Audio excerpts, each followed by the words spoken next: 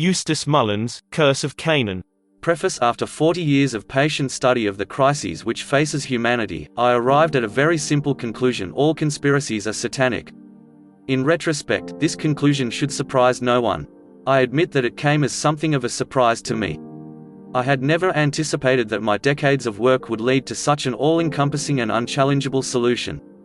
This answer had eluded me through the years, not because I was on the wrong track, but because I had not yet consulted the ultimate source of knowledge, the Bible. To trace the machinations of the materialist conspiracy, I had deliberately limited myself to materialist sources, reference material on banking, politics, economics, and the biographies of those who were most deeply involved in these affairs. When at last I did decide to look up some references in the Bible, a task which was greatly simplified by a number of excellent concordances, such as Nelson's and Strong's, I was overwhelmed by its immediacy, by its directness, and by the applicability of its words to present-day happenings. As the months went by and I continued this research, I was not overwhelmed by a sense of déjà vu, but by an overpowering conviction that very little had changed in the last 3,000 years. My first revelation was that God has no secrets from man. It is Satan who must confine his work to stealthy conspiracies, to deception, and to promises which will never be kept. And the great dragon was thrown down, that ancient serpent, who is called the devil and Satan, the deceiver of the whole world. Rev. 12:9. It is for this reason that politicians, of necessity, must become followers of Satan in the rebellion against God. Politicians must deceive the people in order to gain power over them, just as Satan must deceive the whole world if he is to continue his rebellion against God. Satan takes you to the top of the mountain and offers you all the kingdoms of the earth. Martin Luther King proclaimed, "I have been to the top of the mountain," but he never revealed what had taken place there. The politician offers you free food, free lodging, free medical care. Everything will become free at last. The politician offers to defend you against your enemies, so that he can deliver you to the ultimate enemy, Satan. God does not make offers to you in competition with Satan and his politicians. What could God offer you when he has already given you the whole world? What more could he do than to send his only begotten Son to preserve this world for you when it was threatened by Satan? And why would God wish to veil his love for you behind arcane mysteries, occult conspiracies, and obscene practices? Once my return to the Bible had given me the answers for which I had been seeking so many years, I realized that I had arrived at the culmination of this life's work. I had eagerly sought out the facts about each of the many conspiracies, and I now was able to define their interlocking into the one world conspiracy of conspiracies. I had traced the names and activities of the principal actors in the satanic drama which this world has become, a world which I described in 1968 in My Life in Christ as Satan's Empire. This was an oversimplification, although I was not aware of it at that time. I had written this book under great stress. My father had died as the result of harassment by federal agents. Their goal was to force me to give up this work. Other members of my family continued to undergo daily harassment because of the federal campaign against me. I had not been overcome by despair, but it did seem to me, in that period of my life, that Satan had indeed achieved a temporal victory over this world, not a permanent victory, but a gain which he could defend and which he might consolidate for years to come. The next 40 years brought me many startling revelations of the behind-the-scenes forces which had planned and perpetrated the mass murders of humanity. I had finally, as one writer put it, uncovered the forces of war. I was also able to find the sources of the satanic ideology which has been consistently employed to deceive humanity, and to trick them into becoming unwitting tools of the satanic programs, an ideology which we encounter today in various forms, such as communism, Fabianism, secular humanism, and other disguises. February 22, 1987. Contents: 1. The War Against Shem. 2. The Transgression of Cain. 3. Secular Humanism. 4. England. 5. The French Revolution. 6. The American Revolution. 7. The Civil War. 8. The State of Virginia. 9. The World Wars. 10. The Menace of Communism. 11. The Promise. Chapter 1. The War Against Shem. They sacrificed unto demons, which were no gods.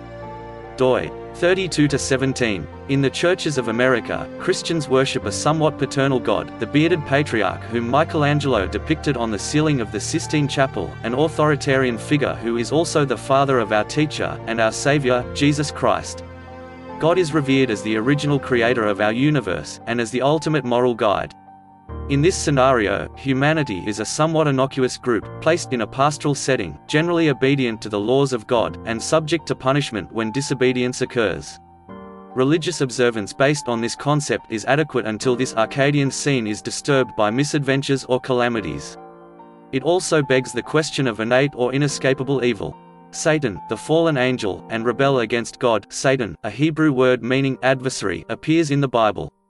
There are frequent references to God's admonishment, and often, chastisement, of wrongdoers, both individually and in large groups. Here again, the persistent appearance of evil throughout the history of mankind is dealt with as it occurs, but it is difficult to fix either its sources or its causes. Therefore, humanity has existed under a considerable disadvantage, unable to recognize or understand evil before being injured by it. Indeed, the great movement of modern history has been to disguise the presence of evil on the earth, to make light of it, to convince humanity that evil is to be tolerated, treated with greater understanding, or negotiated with, but under no circumstances should it ever be forcibly opposed. This is the principal point of what has come to be known as today's liberalism, more popularly known as secular humanism.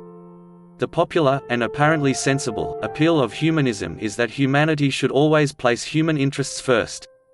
The problem is that this very humanism can be traced in an unbroken line all the way back to the biblical curse of Canaan. Humanism is the logical result of the demonology of history. Modern-day events can be understood only if we can trace their implications in a direct line from the earliest records of antiquity. These records concern pre-Adamic man, a hybrid creature whose origins are described in ancient books.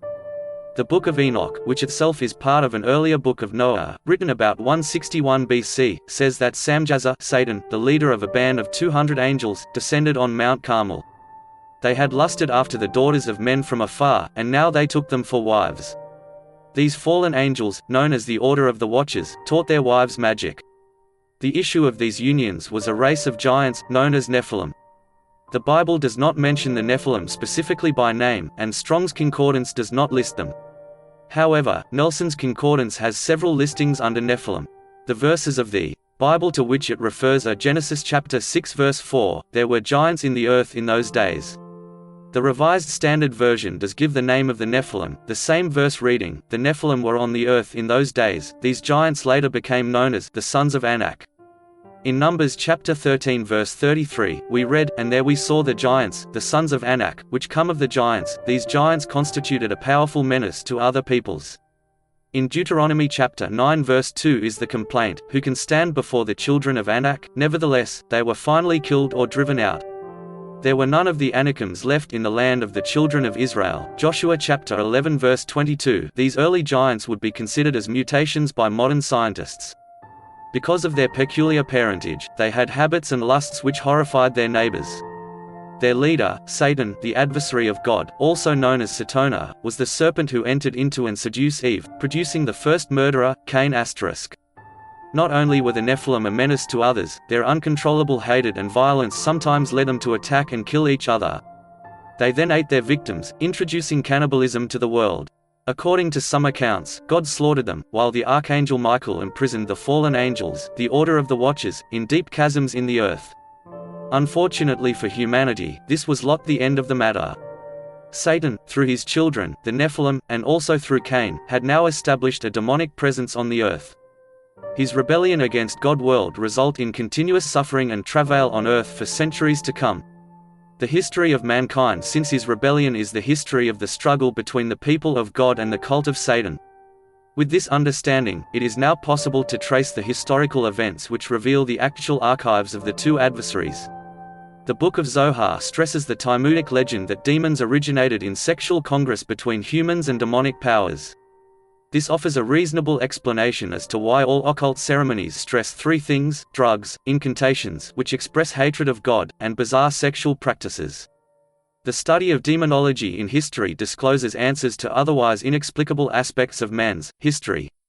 The torture and murder of children, obscene rites and mass killings of innocents in worldwide wars, as well as other catastrophes, are phenomena which bear little or no relation to mankind's day-by-day routine of tilling the soil, raising families, and maintaining the standards of civilization.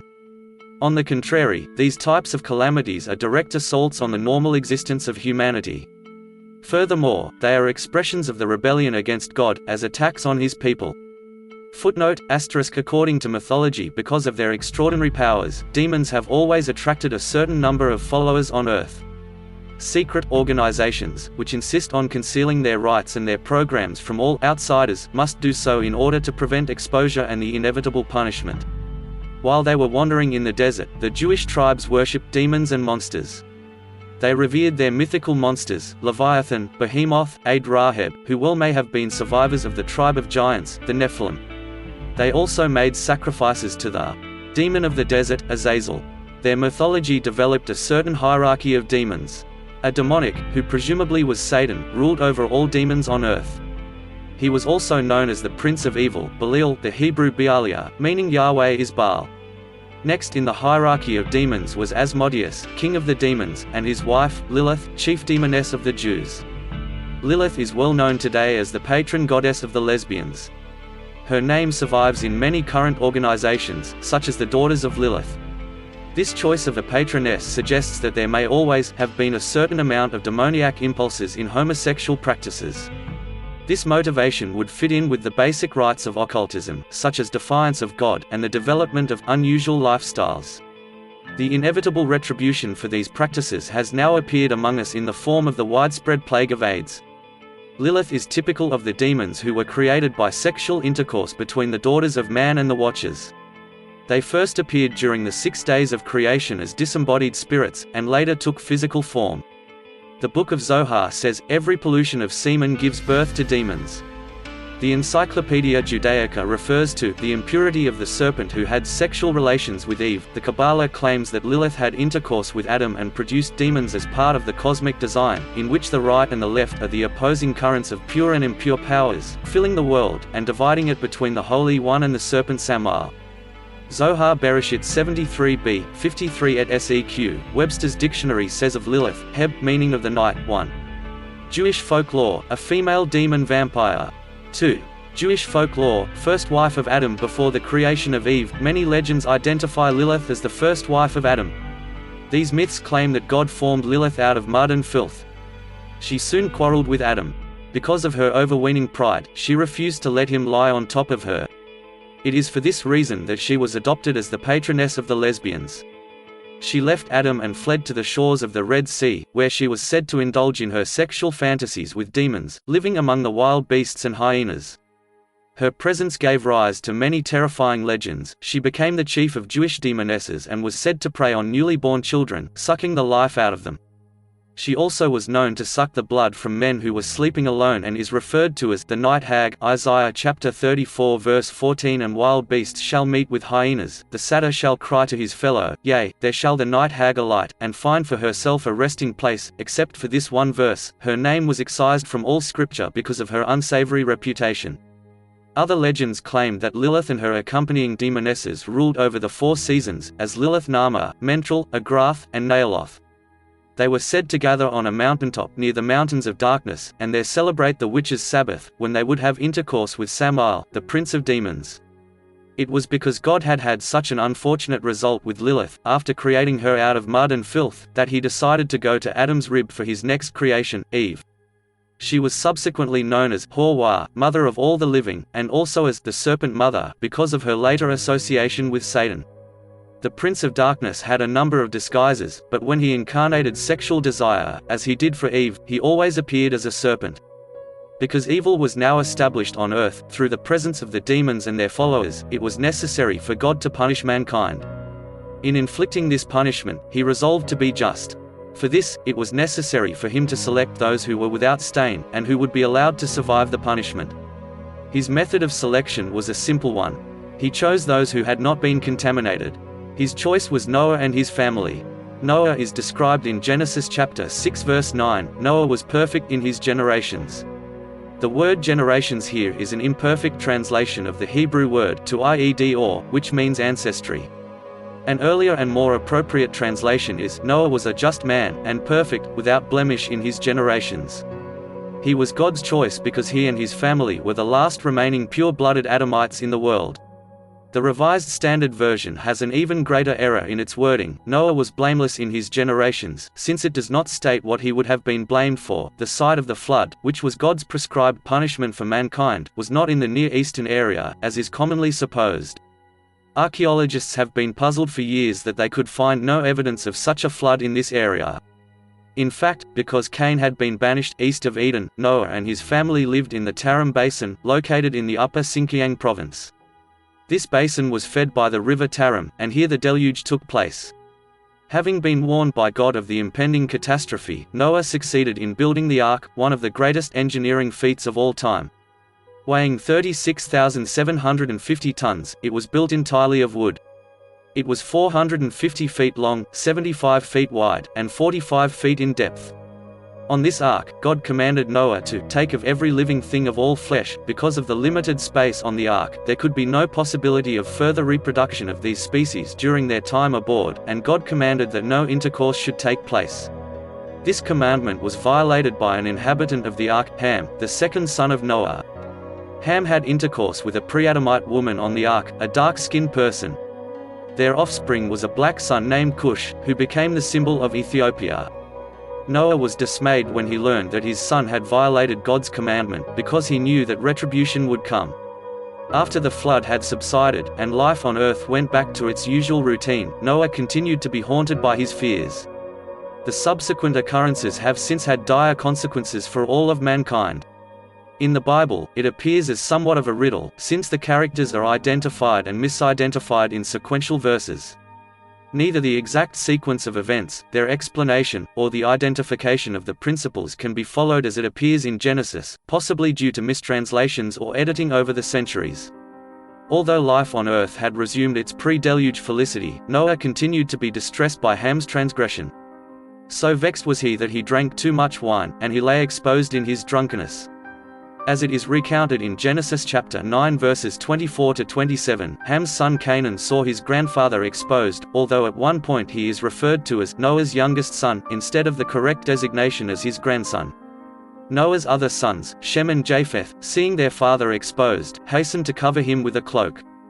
However, when he awakened, Noah was greatly infuriated by what had taken place, and he pronounced a curse on Canaan. Cursed be Canaan, a slave of slaves shall he be to his brothers, Shem and Japheth. Here again is something of a riddle, as Shem and Japheth were the uncles of Canaan, not his brothers. The riddle is probably an intentional one, because it is intended to evoke a special study of these verses to come to an understanding of these very important messages, warnings to all future generations. Various explanations have been offered for Noah's tremendous anger at Canaan, and his curse of Canaan. One, which has now largely been discounted, is that Ham may have slept with Noah's wife, or that he had made an attempt to do so. No basis for this conjecture has ever been established. Another explanation is that Noah cursed Canaan because he was still vexed at Ham's violation of God's commandment to the inhabitants of the ark, that they should refrain from intercourse while on board. Because Ham had slept with the pre-Adamite woman on the ark, Noah finally vented his wrath in the curse of Canaan. This also fails to ring true. The men of the Old Testament were very direct in their dealings. If Noah was vexed with Ham, he would have cursed Ham, not Canaan. None of these explanations offers a valid reason for the vehemence of Noah's curse, a curse which has blighted humanity for 3,000 years. The only rational explanation for the curse is Noah's anger that Canaan had done something which thoroughly outraged his grandfather. Looking on him while he was exposed would hardly have caused such a reaction. Scholars finally concluded that Canaan had done something so degrading that Noah had to pronounce a curse upon him. What would this have been? The Bible as presently translated does not really give us a clue. These scholars decided that Canaan, being of mixed race, and therefore not bound by the rigid moral code of the Adamites, had probably committed a homosexual act on his grandfather. Being of pure stock, Noah would have been exceedingly wroth at such an act, and would have reacted as he did. The curse of Canaan was extended to the land which was named after him, the land of Canaan. The Canaanites themselves, the people of this land, became the greatest curse upon humanity, and so they remain today. Not only did they originate the practices of demon worship, occult rites, child sacrifice, and cannibalism, but as they went abroad, they brought these obscene practices into every land which they entered. Not only did they bring their demonic cult to Egypt, but known by their later name, the Phoenicians, as they were called after 1200 BC, they became the demonizers of civilization through successive epochs, being known in medieval history as the Venetians, who destroyed the great Byzantine Christian civilization, and later as the black nobility, which infiltrated the nations of Europe and gradually assumed power through trickery, revolution, and financial legerdemain. The reputation of Canaan is to be found in many ancient records, although its foul history has been carefully expunged from even more of the historic archives and libraries. In 1225 BC, the pharaoh Merneptah, who, because of his victories in the Canaanite region, was known as Binder of Gezer, set up a stele to commemorate his successes. Among the inscriptions placed thereon was this: "Plundered is the Canaan, with every evil, all lands are united and pacified." This inscription did not mean that Merneptah had used every evil to plunder the Canaan, it meant that he had in his sojourn there encountered every evil practiced by this notorious tribe. Ham had 4 sons: Cush, who founded the land of Ethiopia; Mizraim, who founded Egypt; Put, who founded Libya; and Canaan, who founded the land of the Canaanites, the area now in contention as the state of Israel. In the Aggadah, Cush is said to be black-skinned as punishment for Ham's having had intercourse on the ark. 3 copulated to the ark, and they were all punished: the dog, the raven, and Ham. The dog was doomed to be tied, the raven expectorates his seed into the mouth of his mate, and Ham was smitten in his skin. Note 9, San. 108b. I.e., from him descended Cush, the Negro, who is black-skinned. In Talmudic literature, Cushi always means a black person or the Negro race. Cushite is synonymous with black. Yah-Mot Katan 16b. The Bible as presently translated makes no reference to Usher's color. Reference to his descendants, the Cushites, appears only in Numbers and in Samuel Book 2.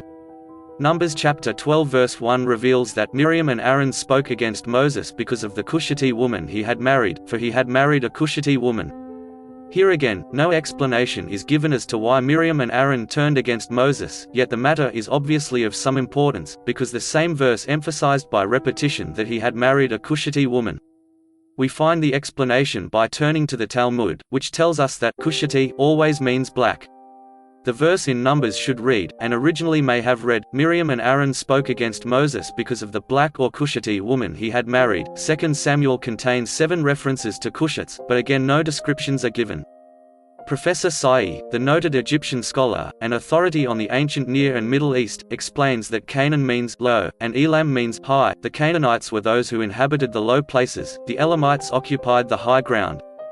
Colonel Garnier, in his great work, The Worship of the Dead, quotes Strabo's observation that the Cushites inhabit the coastal regions of all Asia and Africa. They were never aggressive enough to fight for or remain on higher ground, and were forced to remain in the low, swampy areas, exposed to the elements, areas which other peoples would not contest them for. Garnier continues, p. 78 of The Worship of the Dead, we have also seen that Osiris was black, or of the Cushite race, and this was characteristic of the Egyptians. Herodotus speaks of the Egyptians generally as black and woolly-haired. There were 2 races in Egypt, the Mizraimites, who first colonized the country, and the black Egyptians, the latter receiving their name from Aegyptus, the son of Belus, i.e. Cush. There can be little doubt, therefore, that Aegyptus, the father of the black Egyptians, and son of Belus, is the same as the black Osiris. On p. 92 Garnier informs us, the Aryan immigration and Brahmanism were subsequent to that of a Cushite race more or less hostile to them and their religion. We find Aryan traditions speaking of themselves as white and the Dacians as black, i.e. Cushite. Garnier quotes a description of the Cushites as follows: they call them demons and devil worshippers, and lascivious wretches who make a god of the Cisna, the lingam, and the phallus. Garnier goes on, p. 131, to observe that Buddha must be identified with those gods whose human origin was Cushite, from Cush, the great prophet and teacher of the ancient paganism, the father of the black or Ethiopian race.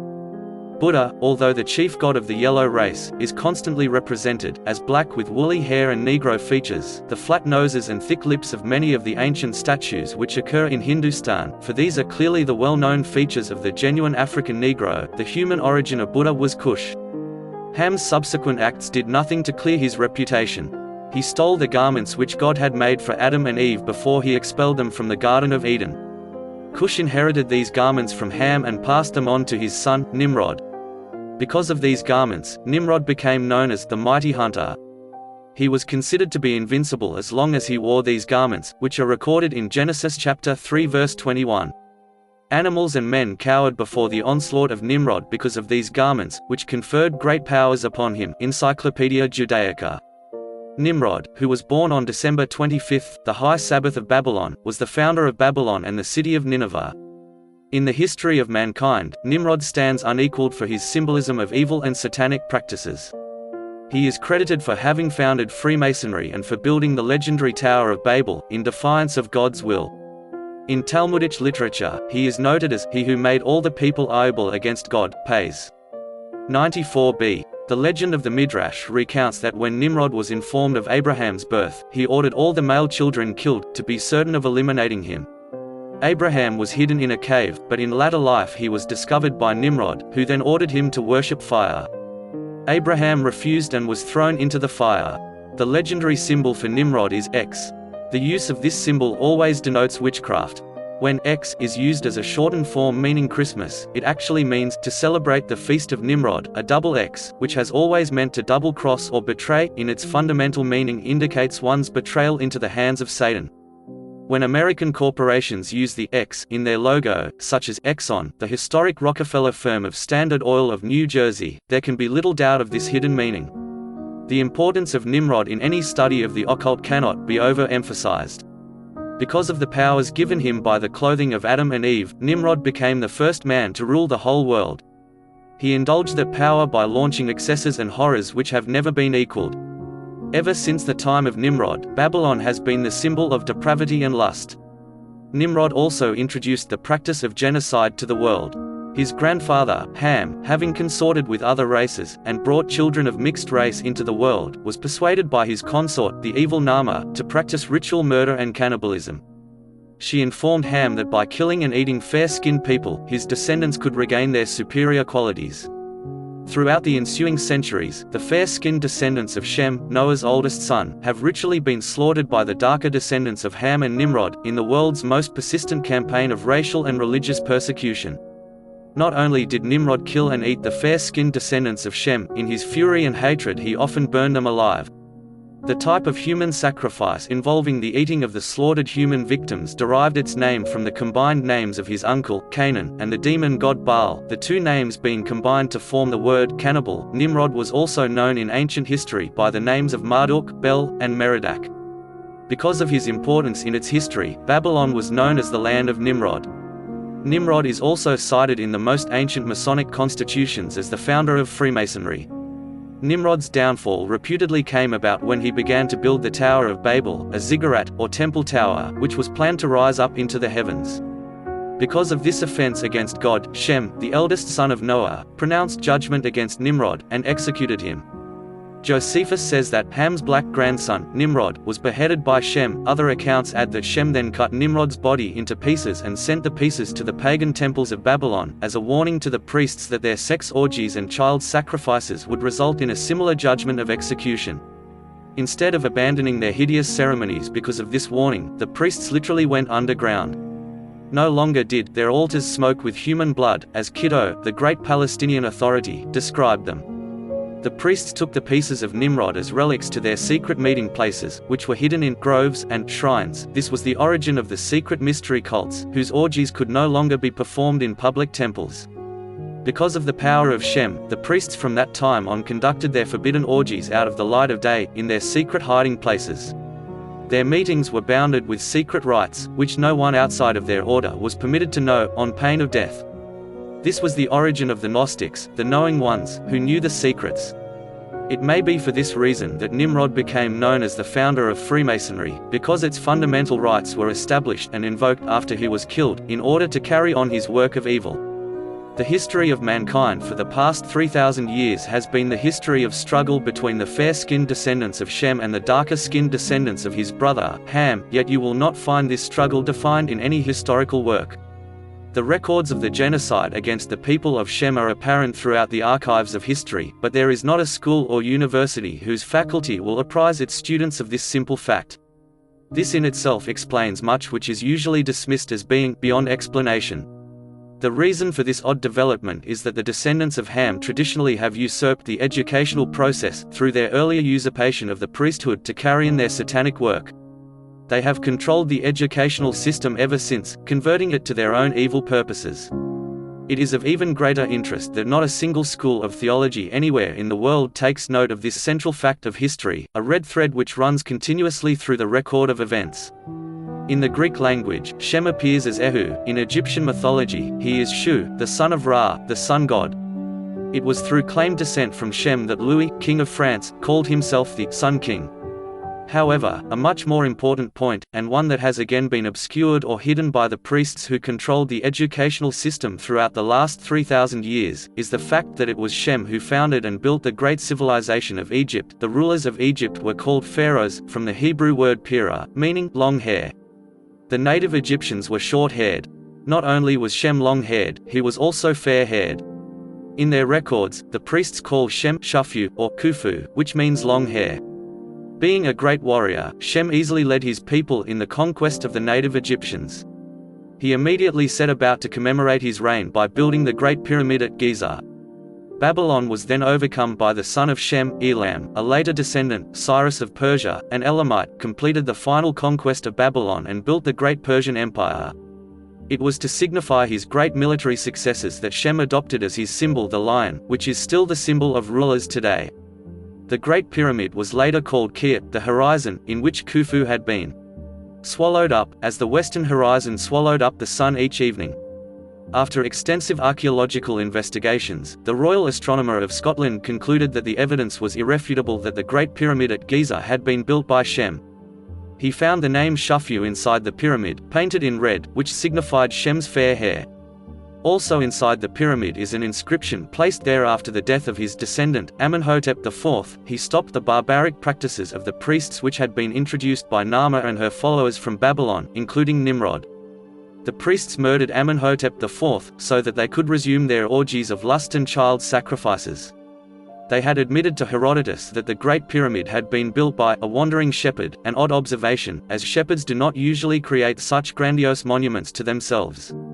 However, this was one of the terms of derision by which they always referred to Shem after his death.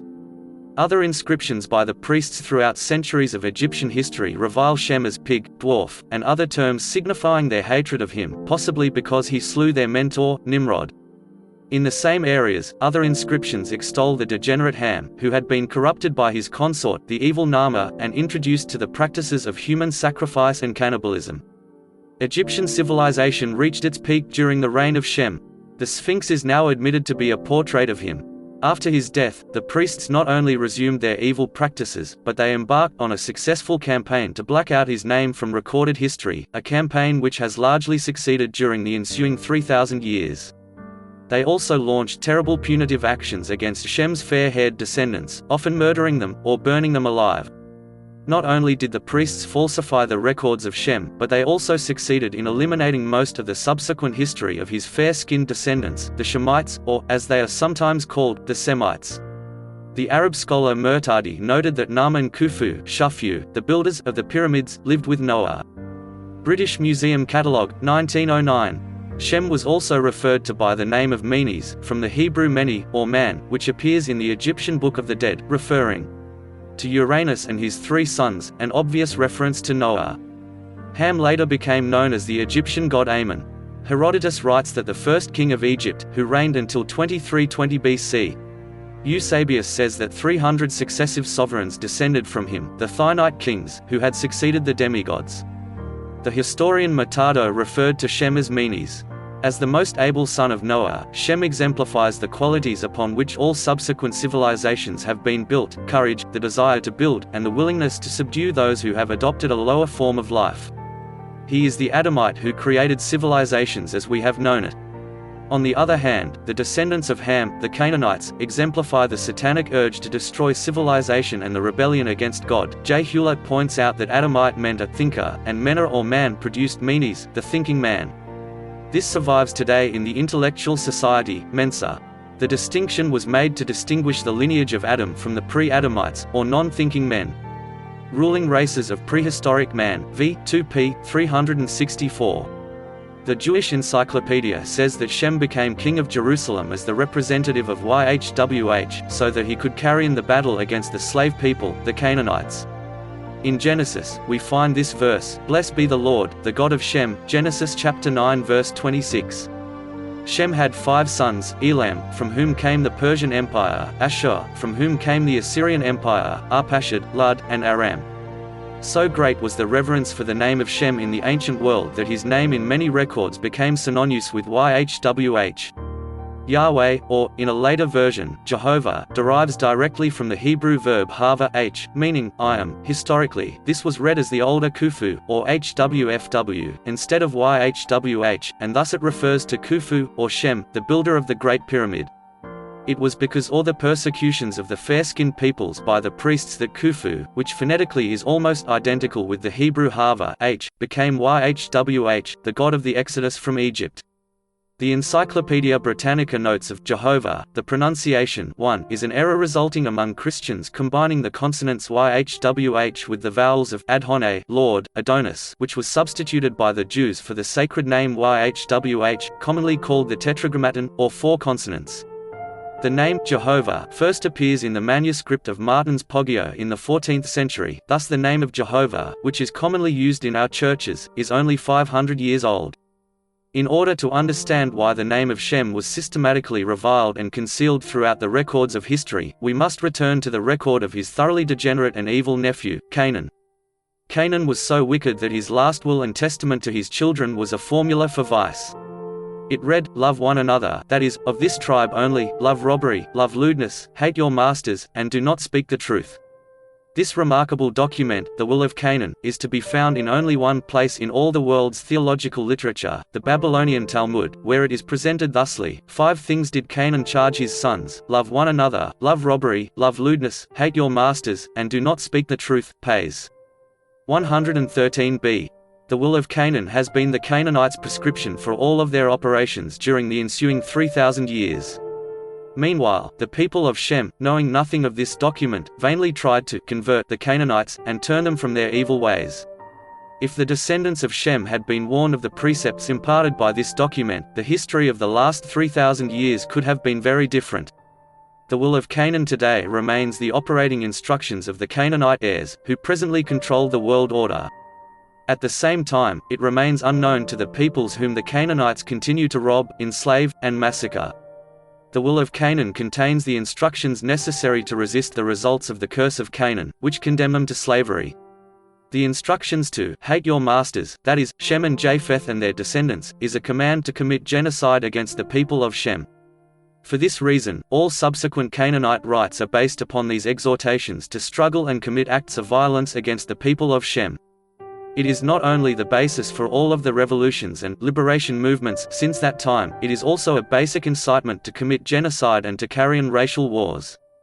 Because of the 3,000-year historical blackout, the people of Shem have never understood their peril, and they have frequently been subject to massacre because their essential goodness made it impossible for them to believe the vileness of the Canaanites. The Will of Canaan has always been concealed from them because it is the basic program of conspiracy and secret rites which enable the Canaanites to wreak their hatred upon the descendants of Shem. Much of the continuous hostility between these two forces is mentioned in the Bible, but never in the basic form which has been stated here for the first time. In his book, The Mystery of the Ages, Herbert Armstrong comments, Canaanites, who were racially dark, had settled the land. God commands the Israelites to drive them out.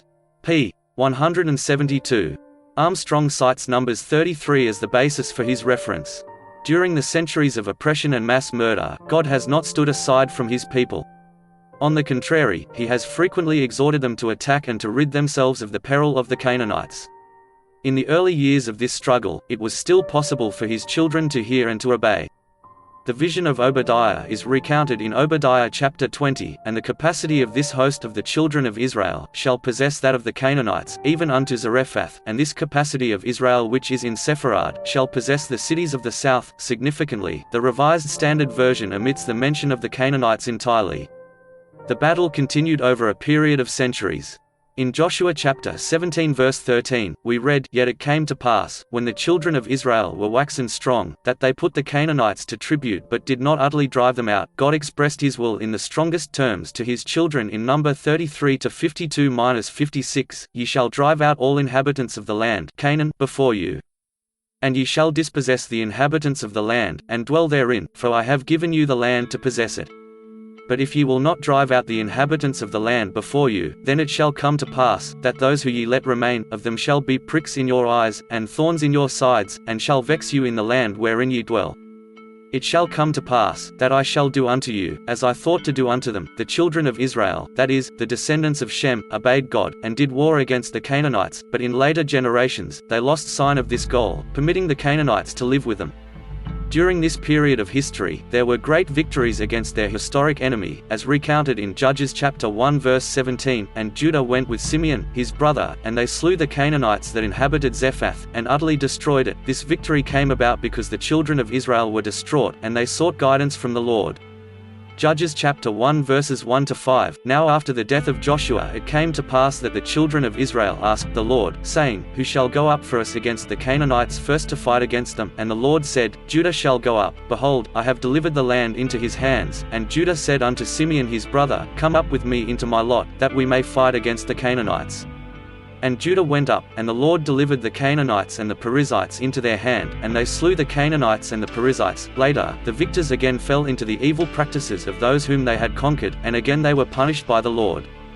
Judges chapter 4 verses 1 to 2. The children of Israel dwelt among the Canaanites.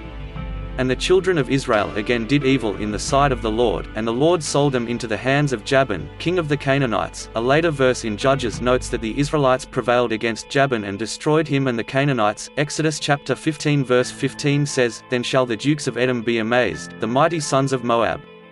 Trembling shall take hold of them, all the inhabitants of Canaan shall melt away. Nelson's Concordance lists more than 85 biblical verses referring to the Canaanites. Most of the references are unfavorable, and invariably they reveal God's determination to punish his people for their misdeeds. Ezekiel chapter 16 verses 1 to 3. Again the words of the Lord came to me, Son of man, make known to Jerusalem her abominations. Your origin and your birth are of the land of Canaan. Considering the frequency of references to Canaanites in the Bible, it is surprising that religious leaders rarely make any mention of them. In fact, many of the wealthier religious leaders today are actively in league with the Canaanites, enabling them to garner millions of dollars in contributions from gullible Christians. Certainly the barbaric practices of the Canaanites were never secret, nor were they unknown in ancient times, as evidenced by the number of references available.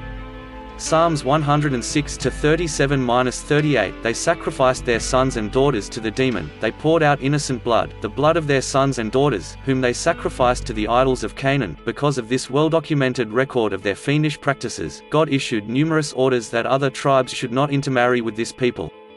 Isaac passed on one of these orders to Jacob. Genesis chapter 28 verse 1, Isaac called Jacob and blessed him, and charged him, You shall not marry one of the Canaanite women. We have previously noted that Miriam and Jacob turned against Moses for marrying a Cushite, or black.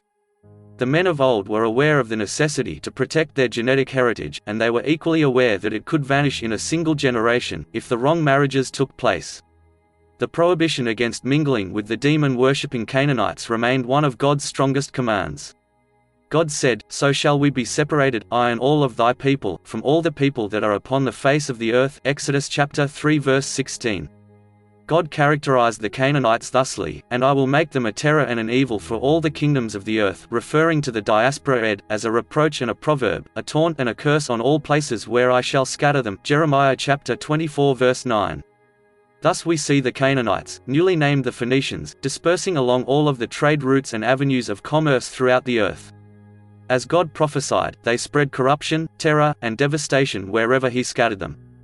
Later known as the Venetians, they dominated the avenues of commerce. When they settled inland, they specialized as merchants, and later, as bankers, at last comprising a group now loosely known as the black nobility, which holds seemingly irresistible power today. God further warned his people against the dispersed Canaanites. Deuteronomy chapter 7 verses 2 to 5, Thou shalt smite them, lilt, utterly destroy them. Thou shalt make no covenant with Ihum, such as the League of Nations or the United Nations nor show mercy unto them. Neither shalt thou make lih one reage with them. Thy daughter thou shalt not give unto his son, nor his daughter shalt thou take unto thy son.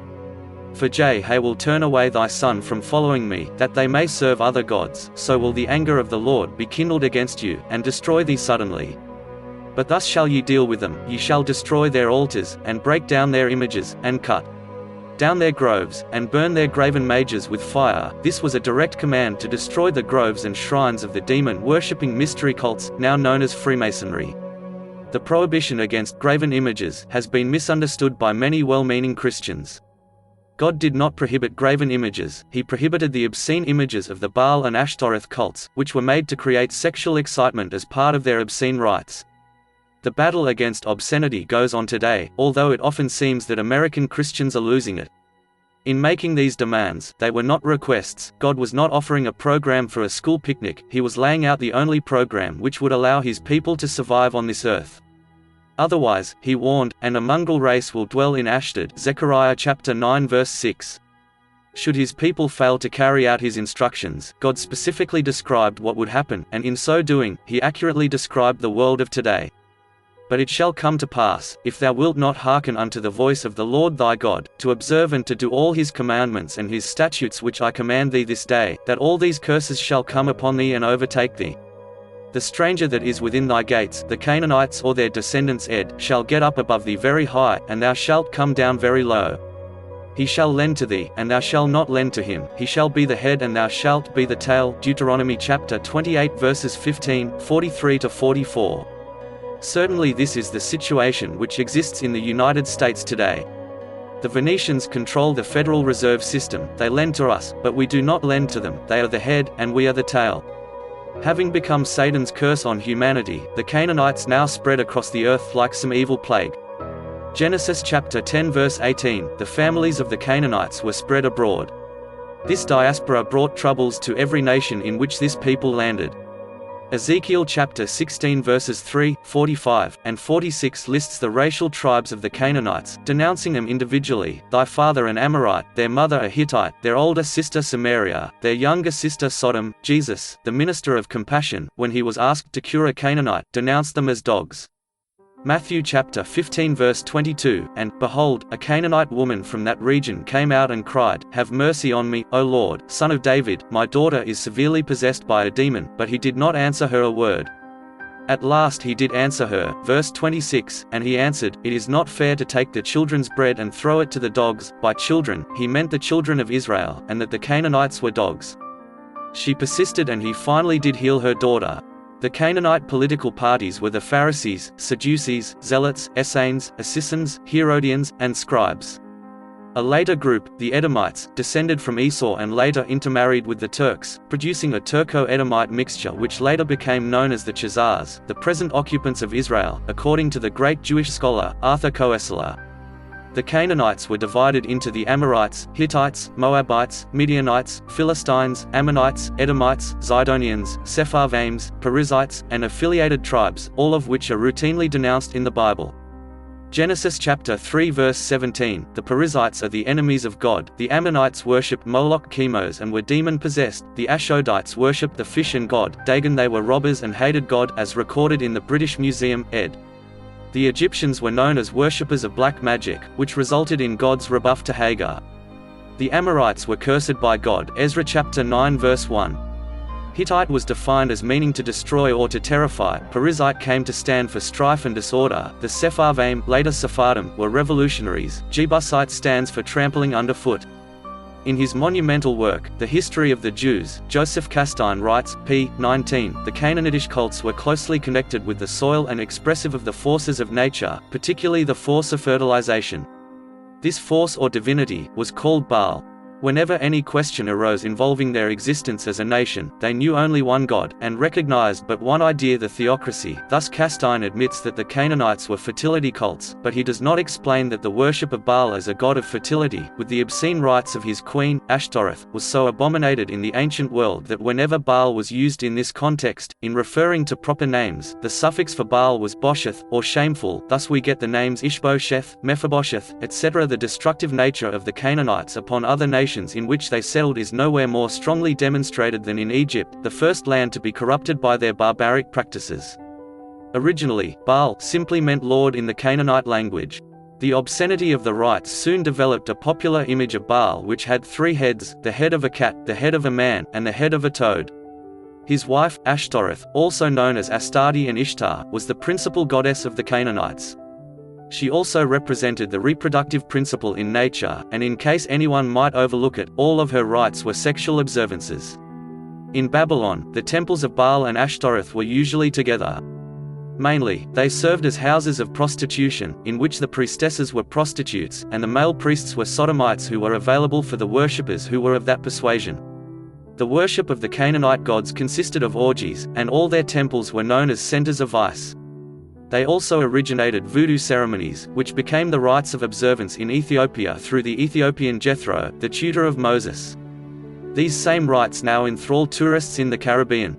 It was not long before the simple ceremonies of vice began to pall on the worshippers of Baal. They sought greater excitement in rites of human sacrifice and cannibalism, in which the torture and murder of small children were featured. To consolidate their power over the people, the priests of the Canaanites claimed that all firstborn children were owed to their demon gods, and they were given over for sacrifice. This lewd and barbaric practice was noted in Isaiah chapter 57 verses 3-5, "But you, draw near hither, sons of the sorceress, offspring of the adulterer and the harlot. Of whom are you making sport? Against whom make ye a wide mouth, and draw out the tongue? Are ye not children of transgression, a seed of falsehood? Inflaming yourself with idols under every green tree, slaying the children in the valleys under the cleft of the rocks?" Thus Isaiah inveighed not only against the obscene expressions of the blood-maddened orgiasts, their salacious grimaces, but also their now well-established custom of practicing their horrible rites in groves and shrines, where they could murder children without being seen and punished by the descendants of Shem. King Solomon came under the influence of the child murderers, and he rebuilt an altar to Milcom, Melech, from the Hebrew Melech, meaning king. 1 Kings chapter 11 verses 5-8. Melech, or Moloch, was honored by his worshippers by the building of a great fire on his altar. The parents were then forced by the priests to throw their children into the fire. In excavations at Gezer, the pharaoh Merneptah had called himself the binder of Gezer after he put a stop to the obscene rites of the Canaanites at Gezer, McAllister, under the auspices of the Palestine Exploration Fund, from 1904 to 1909, found in the Canaanite stratum of about 1500 BC, the ruins of a high place, a temple to Ashtoreth, containing 10 crude stone pillars, 5 to 11 feet high, before which human sacrifices were offered. Under the debris in this high place, McAllister found great numbers of jars containing the remains of children who had been sacrificed to Baal. Another horrible practice was what they called foundation sacrifice. When a house was to be built, a child would be sacrificed and its body built into the wall, to bring good luck to the rest of the family. Many of these were found in Gezer. They have been found also at Megiddo, Jericho, and other places. Halley's Bible Handbook. Halley's also notes that in this high place, McAllister found large piles of images and plaques of Ashtoreth with rudely exaggerated sex organs, designed to stimulate sexual acts. Ashtoreth images found in many areas of the Canaanite influence emphasize oversized breasts, sensuous smiles, heavily accented eyes, and nudity. The demonic nature of this sex worship is traced directly to Ham's intercourse with the witch Naamah on the ark. Colonel Garnier, in his Worship of the Dead, writes, Naamah was celebrated for her beauty, talent, energy, lustfulness, and cruelty, and she was of Nephilim, fallen angel, parentage. The Encyclopaedia Judaica describes the Canaanite demonology as featuring Lilith, the vampire, Reseph, the god of the plague, Deva, god of pestilence, and the god of the underworld, Mot, from Mavet, the Hebrew word for death. Despite their prominence as destructive influences in the ancient world, the Canaanites and their demon god Baal seldom appear in the authoritative works on the ancient Near East. Gaston Maspero's Great History of Egypt, The Dawn of Civilization, published in 1894, and republished in 1968, does not mention either Baal or Canaan. H. R. Hall's Ancient History of the Near East does not mention Shem or Canaan in the index. Baal has a single mention. How much of this is due to the deliberate falsification and destruction of historical records by the Egyptian priesthood cannot be ascertained, but the results are obvious. Another contributing factor is the sudden disappearance of the names Canaan and Canaanites from all historical records after 1200 BC. How did this come about? It was very simple. They merely changed their name. Chambers' Encyclopedia notes that after 1200 BC the name of Canaanites vanished from history. They changed their name to Phoenician, thus the most notorious and most hated people on earth received a new lease on life. The barbaric Canaanites had disappeared. The more civilized Phoenicians, seemingly harmless merchant folk, took their place. Having obtained a monopoly on purple dye, which was highly prized throughout the ancient world, the Canaanites advertised their control over this product by calling themselves Phoenicians, from Phoenicia, Phoenicia, the Greek word for purple. From the outset of their history, the Phoenician Canaanites always managed to get a monopoly on some essential product. They later had a monopoly on tin for some centuries, until the Greeks discovered tin in Cornwall in 233 BC. Joseph of Arimathea, the uncle of Jesus, was said to have owned large tin mines in Cornwall. The change of name did not mean that the Canaanites had abandoned their worship of Baal and Ashtoreth. They became more prudent in their worship of Baal, and in the colonies which they established along the length of the Mediterranean, they built their temples to the female of the species, Ashtoreth. In the Egyptian city of Memphis, the Phoenician temple of Ashtoreth was the largest religious edifice. She was known there as the wife of the supreme god, El, and his 70 deities. In their rituals, Ashtoreth was sometimes worshipped as the male demon, Astereth, who survived in European rites as Astara or Ostara. In this form, he became the patron god of the Nazi movement in Germany. The westernmost outpost of the Phoenicians was Cadiz, a Phoenician colony which derived its name from the Semitic Gadir, or fortress. Their most important colony, which soon became a rival to Rome itself, was Carthage, which they established about 900 BC. The name derived from Hebrew, Kart Hadshat, or New City. The Phoenicians often named their cities with the prefix of new. During the 5th century, the Carthaginians had fought the Greeks and survived, but in 264 BC, Rome attacked in full force. A series of wars ensued, called the Punic Wars, because the Carthaginians called themselves the Punics. Saint Augustine noted that the Punics among themselves referred to their people as the Chanani, or Canaanites, but this name was like a secret code. They never used it in dealing with other people. Whether for purely commercial reasons, or because they feared a military power astride their avenues of commerce in the Mediterranean, the Romans determined to utterly destroy Carthage. They succeeded in this resolve so absolutely that present-day archaeologists are not sure just where Carthage was located. From 264 to 201 BC, Rome waged 3 Punic wars against Carthage, culminating in the defeat of their leader, Hannibal, by the Roman armies under the command of Scipio Africanus. The Romans killed or took into slavery every Carthaginian and razed the city. They completed their task by sowing the land with salt, so that nothing would ever flourish there again. Nothing ever did. This defeat, although a major setback, did not destroy the world operations of the Canaanites, but it did inculcate in them a fierce hatred of all things Roman, which ever since has been characterized by the Canaanite school of propaganda as fascism, from the Roman rods, or fasces, which were carried by the magistrate to symbolize his determination to maintain order. The later Masonic assault upon the Catholic Church was largely dictated by the fact that it was headquartered in the city of their most ancient enemy, Rome, and therefore the papacy became to the Phoenicians the modern embodiment of the force which had destroyed their most important headquarters. Few Americans realize that when the New School of Research in New York denounces fascism, joined by the columnists of the New York Times and the New York Post, they are merely echoing their ancient anger over the destruction of Carthage. Here again, our historians have only one goal: to obscure the past and to prevent us from realizing the nature of the forces at work. It was not only the Canaanites who spread across the earth. The descendants of Shem also multiplied and journeyed to find greater opportunities for their families. They moved from country to country, founding great kingdoms and dynasties, which have survived to the present day. There are many people who can agree that the kings and leaders of the Western nations are descended from the tribe of Judah, but they fail to recognize an important fact, which is entirely omitted in the King James Version of the Bible, that there were 3 branches of the tribe of Judah. Those who lump all the descendants of the tribe of Judah together do not realize that there was a tainted branch. There were the families of Pharez and Zara, Judah's pure-bred sons out of Tamar, and there was a 3rd branch, Judah's descendants from a Canaanite mother, Shua, who were known ever afterwards as the cursed Shelonites. Tamar was the daughter of Aram, the youngest son of Shem. Shua called Tamar's sons bastards because they had been born out of wedlock, while the twins claimed to be the rightful heirs of Judah because they were of pure-blooded stock, the Adamite strain.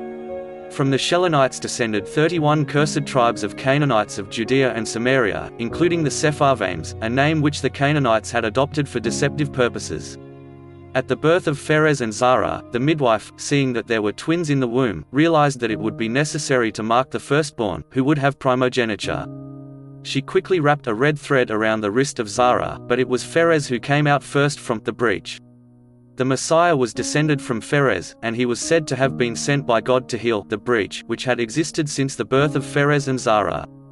Tamar, mother of Pharez and Zara, had a descendant named Tamar Tefi, known in Irish legend as the daughter of Pharaoh. She married Eochaid, king of Ireland, who was known as the Prince of the Scarlet Thread. Thus the two lines of Pharez and Zara were again reunited. The scarlet thread subsequently became an integral part of British history. A red thread is symbolically woven into every rope which is used by the Royal Navy, and every British monarch has delivered to him official documents which are wrapped with a red cord. The term also survives in red tape, that is, the official red cord which must be unwound before any state business is transacted. There is also the red carpet which tradition required to be unrolled before royalty walks in. Before he would give Tamar in marriage, Heremon, the father of Tamar, demanded that serpent worship and the rites of Bel, which were then practiced in Ireland, be renounced. The serpents then disappeared from Ireland, and there are no poisonous serpents there today. A later legend is that Saint Patrick expelled the serpents from Ireland. Both legends call attention to the demonic practices of the Canaanites, as well as their descent from the serpent. Its banishment established Ireland as a land of the true religion of Yhwh, or the descendants of Shem. The disappearance of the serpents also signified that the evil powers of the Canaanites had vanished from Ireland. Both Spain and Ireland show their direct connection to the descendants of Shem in their names. Spain occupies the Iberian Peninsula. From Iber, or Hebrew, Ireland is known 18 Hibernia, the land of the Hebrews, as are the Hebrides Islands. In his History of Ireland, Roger Chauvier says that Ireland is the last remaining part of Atlantis which is still above the surface of the sea. In his History of Ireland, A.M. Sullivan writes of the legendary origin of the present Irish race. The Milesian colony reached Ireland from Spain, but they were not Spanish. They were an eastern people who had tarried in that country on their way westward, seeking, they aid, an island promised to the posterity of their ancestor Gadilius. Gadilius was the son of Niul, who was the youngest son of the king of Scythia. As a child, Gadilius had been bitten by a poisonous serpent. He was near death when his father persuaded Moses to use his rod to cure him. From that day, the Milesians carried westward their banner, which was emblazoned with a dead serpent and the rod of Moses, until they found an island which had no poisonous snakes. The sons of Milesius, Gadilius's descendants, who sailed from Spain to Ireland were Heber the Fair, Emergen, Culpa, Heber the Brown, Ir, and Heremon. Their descendants ruled Ireland for 1,000 years, the dynasty being established by Niul, who ruled at Tara from 310 to 405. He is described by Sullivan as a splendid hero of the Gaelic blood, tall, fair-haired and blue-eyed, a great and noble-minded warrior, kind in hall and fierce in fray. From him descended the kings of Ireland, the Nils, these conquerors of Ireland. The Milesians derived their name from Milesius, the soldier, from the Latin miles, from which we get the word militia. Gadilius, the founder of the line, derived his name from the Hebrew gadol, meaning to become great, or in plural the exalted, the fortune seekers, or the fortunate ones. Because of their great pride and their natural abilities, the Irish were later referred to as being from the land of kings. Of almost any Irishman, it could be boastfully said, sure, and he's the descendant of kings. From earliest records, the Irish and the Britons are shown to be historic enemies. Apuleius wrote in 296 AD of the two races, the Britons and Ibernia. Eumenius always wrote of Hibernia as the enemy of Britain. Caesar's notes on the Gallic Wars, 58 to 50 BC, wrote of Hibernia, west of Britain. The world was now swept by two diametrically opposed tides of history. On the one hand were the highly creative and productive descendants of Shem, who have since become known as Semites, and on the opposing side were the cursed Canaanites, who historically were the anti-Semites, the foes of the tall, fair-haired, and blue-eyed descendants of Shem. Because the Semites were always known as great warriors, they handily defeated the Canaanites in every military encounter, and in many cases obeyed God's command to drive them out and to destroy them utterly. But the anti-Semites seemed to have great staying power. When driven out of one country, they appeared in another to continue their same type of corruption and betrayal. While the Semites were busily establishing one great empire after another, Ahasuerus building the Assyrian Empire, Cyrus the Great building the Persian Empire, and Shem himself creating the great Egyptian civilization, the anti-Semites were developing their own talents. These included a talent for trade and commerce, for travel, for making themselves at home in any country, and among any race of people. Generally they established their trading colonies along the seacoasts, for they lacked the courage to venture into the great wilderness of Europe, where the Semites always made themselves at home. The Canaanites always remained true to the precepts of the will of Canaan. They were true to each other, regardless of the circumstances. They were constant in their love of robbery, their love of lewdness, and their hatred of the masters, that is, anyone who tried to interfere with their corrupt way of life. And they always refused to tell the truth. By remaining loyal to these unchanged precepts, the anti-Semites had at their disposal vital weapons for their war against the people of Shem.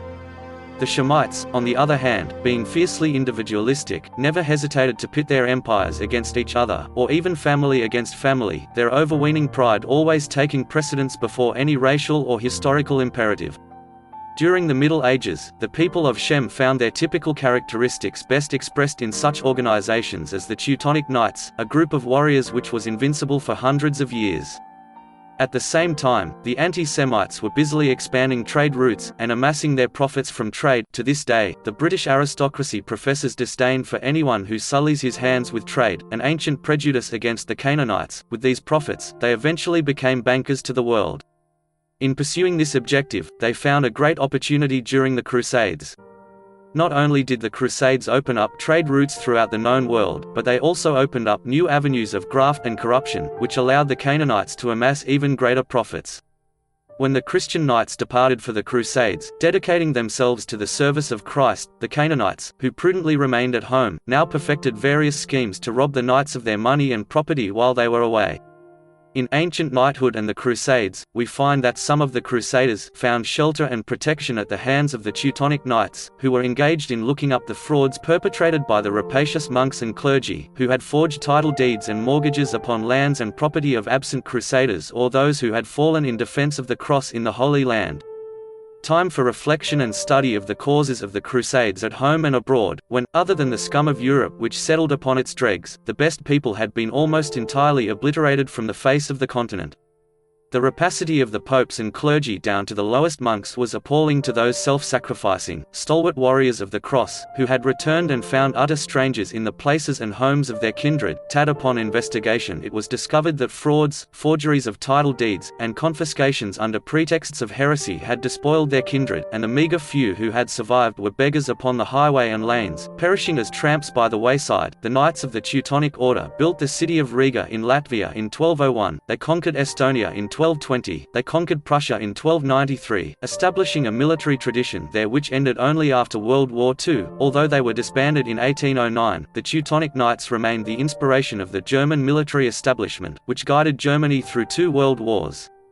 It was Hitler himself who wrote "Finis" to their proud traditions, when he concluded the Molotov-Ribbentrop Pact in 1939.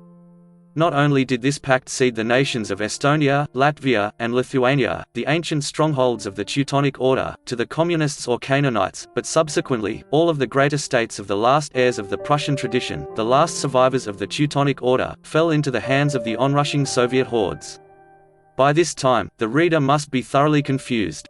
The Semites are really the anti-Semites, or Canaanites, the heirs of the curse of Canaan, whose corrupt acts are dictated by the will of Canaan. The true Semites are the fair-haired warriors who built one great civilization after another. Then how do we recognize these various forces in today's world? By their deeds ye shall know them, those who are engaged in murderous conspiracies, those whose only loyalty is to secret international organizations, those who promote the use of drugs, bizarre sexual practices, and criminal undertakings, in short, those who continue the rebellion against God. These are the Canaanites, the anti-Semites. Those who remain true to Christ are the Semites. Despite great calamities and the sweep of powerful historical forces, the genetic pools of the original people of Shem, as well as those of the Canaanites, remain fairly consistent. How do we recognize the one group from the other? You should have no problem in looking about you and deciding who are the true descendants of Shem, often fair-haired, fair-skinned, predominantly blue-eyed, healthy, creative, productive, proud, disdaining to engage in any dishonest activity, and always fiercely individualistic. These are the people who remain true to the tradition of the people of Shem. The Canaanites, on the other hand, are generally shorter, darker, more furtive, and almost always engaged in some type of criminal activity, usually with special government approval or license. Roget equates license with anarchy, interregnum, mob rule, mob law, lynch law, nihilism, reign of violence, in other words, the acts of the Canaanites. Yet in the United States today, we have imposed on the citizens requirements for license to do any of the things free men would not be licensed to do, to drive or own a car, to engage in a profession, and many other intrusions into the individuality of the people of Shem. License, which does not appear in the Constitution written by and for the people of Shem, means setting up requirements that only the Canaanites can meet, or license which only the secret clubs of the Canaanites will grant to their own, no others need apply. This is the cohesiveness required by the will of Canaan in everything they do, socialistic and communistic, the individual submerged in the mass, and committed to conspiratorial social and business practices. They are also frequently involved in some sort of extracurricular sexual activity which can be traced directly back to the orgies of Baal, human sacrifice, and obscene sexual rites. At the same time, these anti-Semites will go to great lengths to conceal their true identity and their real loyalties. In their communities, they are often found to be leaders in activities advertised as compassionate and caring. They are often to be found in government offices, in the media, and in the educational institutions. In these areas, they ruthlessly promote the interests of their own kind, while presenting a solid phalanx of opposition to any one of the individualistic descendants of Shem who enter these professions. The great asset of the Canaanites is that the people of Shem have no idea what is going on. They rarely find success in a profession despite their great natural talents and appetite for hard work. Throughout their careers, they are oppressed by the realization that luck never seems to favor them, while others find promotion almost automatic if they are members of their rivals, the Canaanites. Now time grows short. History will not allow the people of Shem additional centuries, or even decades, to come to their senses and realize what is going on. Just as they have been victims of massacre and genocide for centuries, the people of Shem now face the determination of the Canaanites to exterminate them utterly and finally, a goal which they hope to achieve by the end of this millennium.